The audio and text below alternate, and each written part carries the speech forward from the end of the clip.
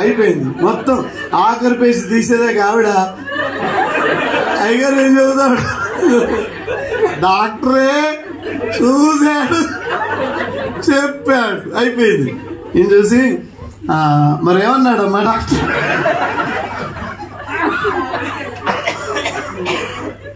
అని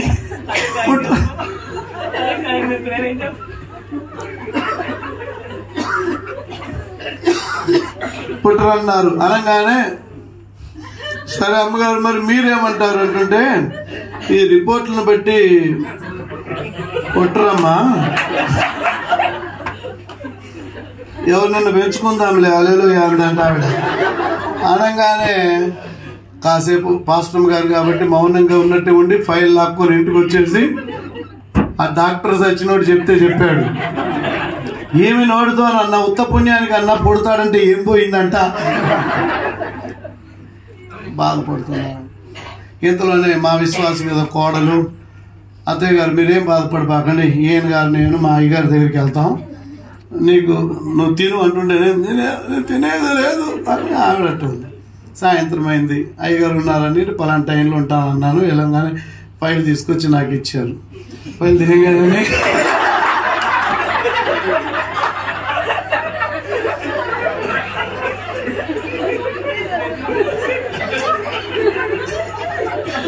నేను కూడా అన్ని తిప్పా. తిప్పి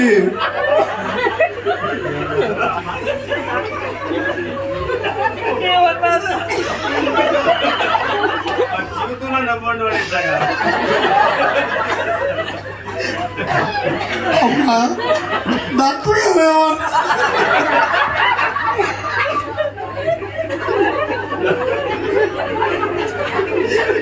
ఏమన్నారమ్మా, ఏమన్నారమ్మా, పుట్టినన్నారయ్యా, మా అత్తగారు 3 రోజులు అయింది అన్నం తిని, నాకు పుట్టకపోయినా సరే మా అత్త ఏమవుతుంది నా బాధ. ఆమె భర్త అంటున్నాడు, నా బాధ కూడా అదే గారు.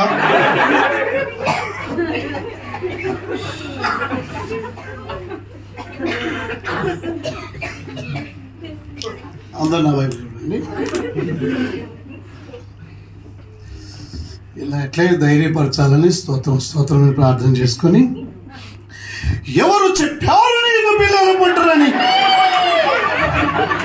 ఎవరు చెప్పారు నీకు ఉద్యోగం రాదని, ఎవరు చెప్పారు నీ వ్యాపారం జరగదని అని నేను 10 లంఘించా.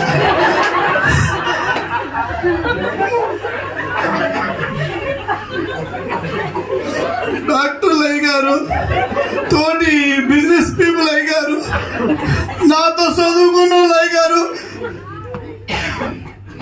మా ఫైలు నేను జరిగింది ఉండదన్నట్టు చెబుతున్నా, గట్టిగా మూసా తీసుకో మీ అత్తగారికి ఇవ్వు, ఏడాది తిరిగేటప్పుడు నీకు బయట పడతాడు పా అన్న. మోకరించండి స్తోత్రం స్తోత్రం స్తోత్రం అని కొంచెం ఎక్కువ సౌండ్ పెట్టి నమ్మకం కలగాలి కావాలి. గద్దించి గర్భంలో ఫైబ్రాయిడ్స్ గిబ్రాయిడ్స్ అవి ఏమున్నాయి, థైరాయిడ్ ఫైబ్రాయిడ్స్, వాటికి సంబంధించిన ప్రతి ఒక్క అపవిత్ర కార్యము ఆటంకం 3 రోజుల నుంచి అన్నం తినకపోవడం అన్న సమస్య, ఈ చిక్కులన్నీ కూడా యేసునామములో ఇప్పుడే వెళ్ళిపోవాలి కాక గట్టిగా చేసేసరికి భార్య భర్తలు ఇద్దరికి నమ్మకం కలిగింది. ఇంటికి వెళ్ళేసరికి ఆయన కళ్ళల్లో ఒత్తిరేసుకుని వస్తుంది ఆవిడ. ఏమన్నారమ్మా మీ అయ్యగారు అంటుంటే, మా అయ్యగారు ఏం కంగారు పడద్దు, ఏడాది తిరిగేలో పిల్లలు పుడతారంటే ఆయన కడుపు చల్లకుండా ఎంత మంచి మాట చెప్పాడు. 3 నెలల తర్వాత ఆ పిల్ల నా దగ్గరకు వచ్చింది. అయ్యగారు నేను కన్సీవ్ అయ్యాను అనుకోండి చెప్పట్లో. నేను టెస్ట్ చేసుకున్నాను ఇంట్లో. ఒక్క పని చేయమ్మా, నువ్వు ఏ డాక్టర్ అయితే నీకు పిల్లలు పుట్టనన్నారో అక్కడికి వెళ్ళిపోయి చూపించుకొని నిర్ధారణ చేసుకుని రాపో. అక్కడికి వెళ్ళగానే ఆవిడ ఆ టెస్ట్లే ఉంటాయి కదా, అది చూస్తారు కదా, వాళ్ళు చూసే పద్ధతి వేరు, ఇంట్లో చూసుకునేది కాకుండా అంతా చూసినాక, అమ్మా ఇది నాకైతే నమ్మకం లేదమ్మా. ఇంకా నమ్మకం లేదా? కన్సీవ్ అయింది అని ఇంటికాడ చూసుకుంది పొలం మీద. మళ్ళీ నువ్వు డాక్టర్వి చూతివి, నీకు కూడా కన్సీవ్ అని తెలిసే ఇంకా నమ్మకం లేనిది ఏంది? నీ మాట ఫెయిల్ అయిందనా? నువ్వెన్నటికీ ఫెయిల్ అయ్యేవాడివే. నా దేవుడు ఎప్పుడు నిజంగా సక్సెస్ అయ్యేవాడు. చెప్పాలందరు గట్టిగాను. అంటే చూద్దామమ్మా, ఓ పని చేయి, బలం బిల్లు ఒకటిని ఒక అరకు రాసి తాగు, మందులకు పెట్టాలిగా నీకు రాసి. అవి అన్నీ తీసుకొని నా దగ్గరికి వచ్చింది. అవి ఆ మందులు మళ్ళీ మాకే చూపిస్తారు. మందులు మంచిదేనమ్మా. ఏమి ఆవిడ ఏమిచ్చుద్ది? ఆల్రెడీ గర్భం దేవుడిచ్చాడు. ఏం తాగక్కర్లా. వెళ్ళినందుకు ఏదో రాయకపోతే ఆమెట డాక్టరు ఈమెట పేషెంట్. ఆమె రాసింది తాగమ్మ, బలందే, మంచిదే. ఈ తాగపోయినా పర్లేదు, బాగా తిను, ఆపిల్స్కాయలు, ఆపిల్ లాంటి బిడ్డ పుడతాడు, మంచిగా అన్ని తినమ్మా అన్నాను. అయిపోయింది. హాస్పిటల్కి వెళ్ళేటప్పుడు అయ్యా నొప్పులు వస్తున్నాయి, హాస్పిటల్కి వెళ్తున్నామంటే వెళ్ళమ్మా అన్నా. వెళ్ళిపోయినాక థియేటర్లోకి వెళ్ళేటప్పుడు ఫోన్లో ప్రేయర్ చేయించుకుంది. అమ్మా ఎవరు పుట్టిన వెంటనే నాకు కబురు చేయాలమ్మా అంటే అట్లాగే ఉంది.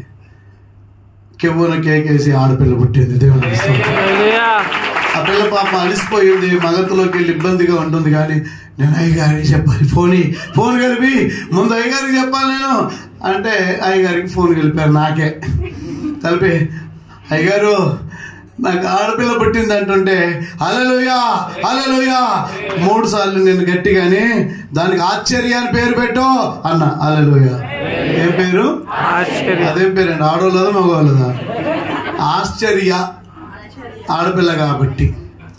అంటే ఈ లోకము కాదు, డాక్టర్లు కాదు అన్నారు.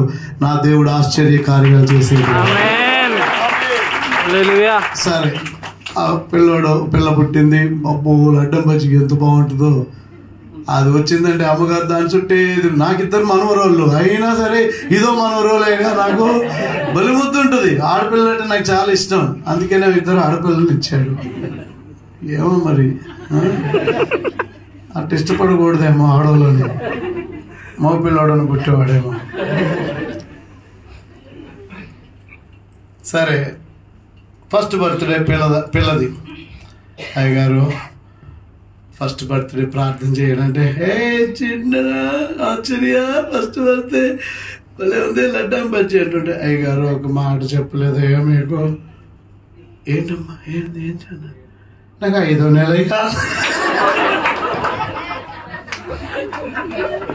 కొట్టు, చప్పట్లు కొట్టు, దేవుని కనపరచు. హల్లెలూయా.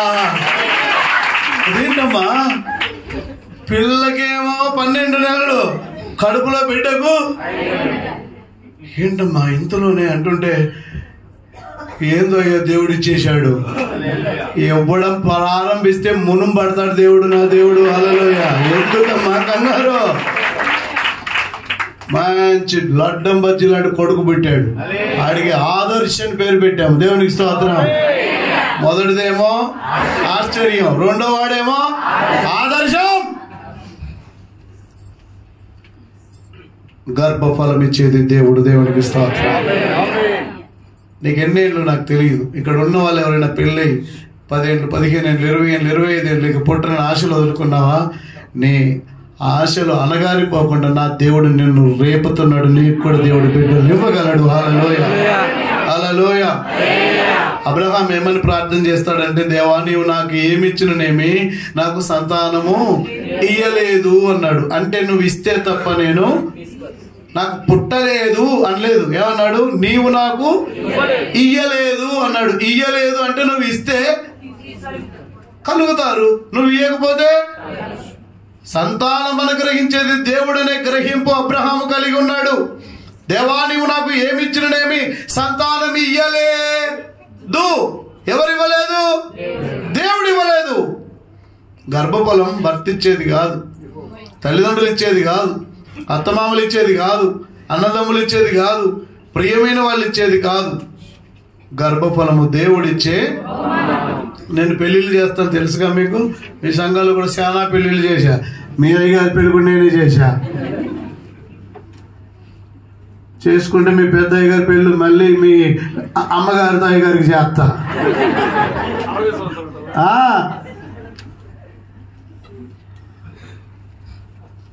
ఒక పెళ్లి చేసినాక సంతకాలు పెట్టిస్తున్నాను. ఒక బామ్మ వచ్చింది.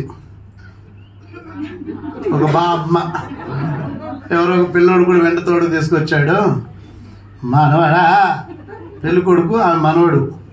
ఈ ముసలిదే పోద్దని అడిగి పెళ్లి తొందరగా చేశారంట. వాళ్ళు నాకు చెప్పారు, ఈ ముసలిదేనండి, నేను ఉంటాను, వచ్చే ఏడాదికి పోతాను, చేయమంటే చేశారంట. మనవాడా వచ్చే ఏడాది కల్లా నాకు మోదీ మనవన్ని ఇవ్వాలి సరేనా అంటే ఆడు ఏమన్నాడు తెలుసా? సరేనా అన్నాడు. అరే పేడిపోతే పెళ్లి కొడుక, ఇవ్వడానికి నువ్వే కొడురా, అడగడానికి ఆ ముసలిదానికి లేదు. నువ్వు కూడా భలేగా చెప్పావురా, ఇస్తానే. అరే ఫ్యాన్సీ కోట్లో కొనుక్కొచ్చిస్తావా బొమ్మని? తిక్కలోడా, నువ్వు బిలీవర్వి, దేవుడి ఇస్తానే అనాలదా?